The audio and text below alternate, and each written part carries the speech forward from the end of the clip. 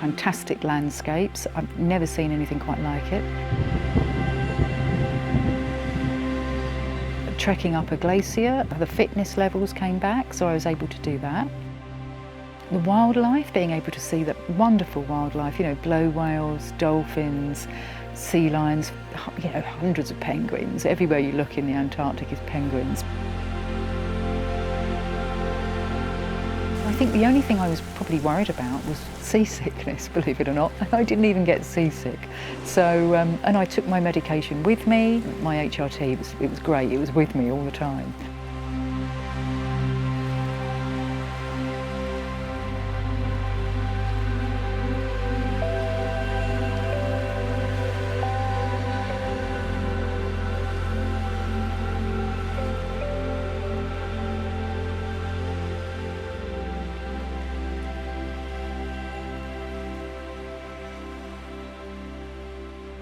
Sally, would you like to take us through how you experienced the menopause, when it started, symptoms, and where you are now?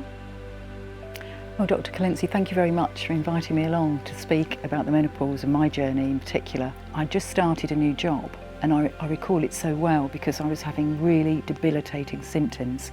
I had the lack of sleep. I didn't know why I had such a foggy brain. I couldn't think clearly. That impacted on my life, but also, the night sweats, the day sweats, and I didn't realise that it was menopause, and I felt like I was kind of falling apart. And this coincided with me starting a new job. So I was getting up in the morning at 5 o'clock, commuting into the city, and I felt wretched. I didn't know what was wrong with me. And the days passed, and I met a new colleague, and she invited me for coffee. And when she asked me about how I am, and I told her, she said to me, "I think you're suffering from the menopause, And I thought, no, really? And she said to me, yeah, I think what you've just described sounds very much like perimenopause or the menopause. Well, I thought I was probably a little bit too young for it, maybe perimenopausal. So she gave me your details, and I recall it distinctly when she said to me, "I think we should make an appointment. In fact, let's do it now." That was the beginning of my journey.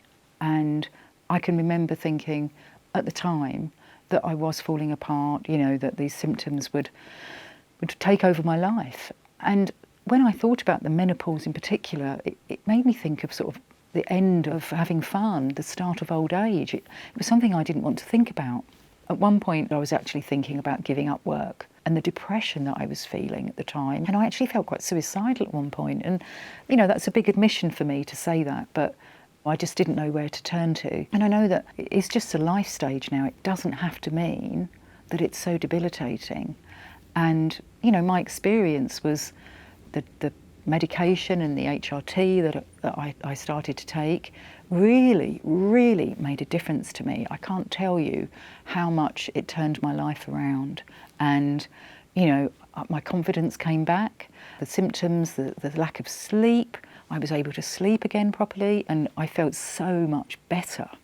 And I was able to continue in my role. So, meeting you and taking the HRT and that changing my life around has been such a boost to me. Talking about emotions in particular, feeling low, feeling depressed, is still another taboo as the menopause still is.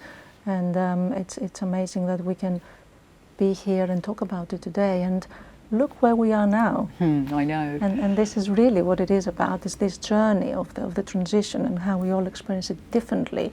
And I do recall how it was when we first met, and all the symptoms being on the extreme end. Exactly. When we rated them in terms of significance and severity at the time.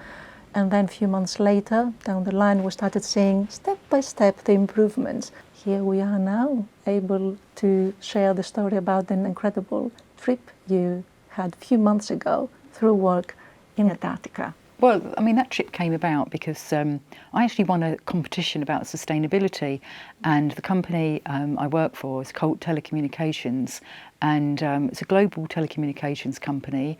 They had a global-wide competition for people to say what they do in their local community regarding their sustainability, and I was doing quite a lot of beach cleaning, and I've been doing sustainable activities for years with conservation groups, etc.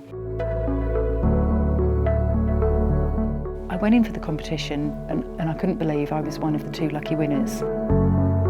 If I compare that to 2019, I wouldn't have even been able to think about going in for a competition, let alone doing any of my conservation activities. And I wouldn't have wanted to win this prize. I wouldn't have wanted to travel on my own 10,000 miles, fly halfway around the world, leave family and friends.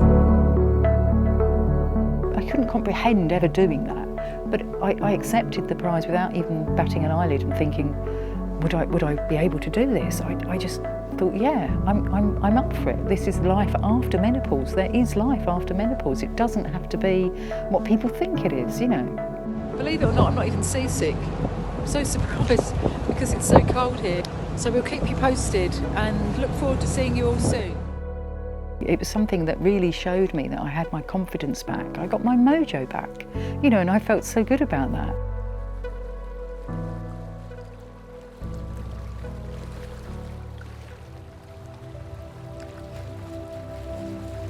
We're hoping that we'll be able to get off this ship and get onto land and actually have a look at the sea life and the wildlife.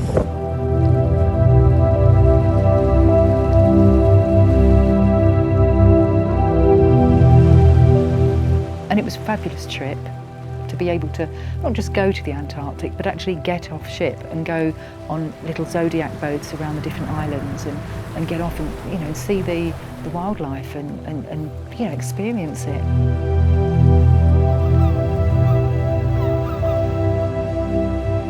Even being on a ship, the average age of the people there were about 30 years old, and for somebody in their 50s, that's quite a big thing to think about, having to sort of socialise and get to know young people.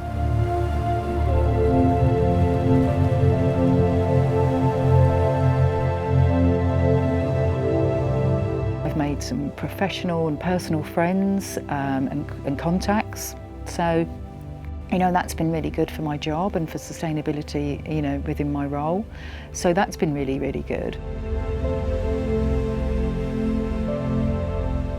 And it definitely was once in a lifetime, but I would never have comprehended that. I'd never have thought in a million years that I would be doing something like that ever again. That these are dreams, these are things for young people. That might inspire a few more women or a lot of people to take up a challenge like this or dream high and not giving up on life and opportunities. If I can ask you to pull 3 messages that you would like people who watch this about your journeys with the menopause, treatment, what would this be? There is help out there, so make sure there's various things you can do. There's lots of help, not just HRT, but there's other options available. I would say that it's just a part of life. It's an episode in life. It doesn't mean menopause is the beginning of the end of life at all. So please don't look at it like that. It's just part of a life cycle, and that's all it is. And it's to embrace and move forward, and not let it hold you back. And lastly, I'd say to people, find an expert like yourself, get a proper medical doctor who knows what they're doing and knows about menopause, because they can really help, and I thank you for helping me, Dr. Kalentzi, because it's really made a difference to my life. Thank you, Sally, for sharing these incredible stories and being here with us today. Thank you. Thank you.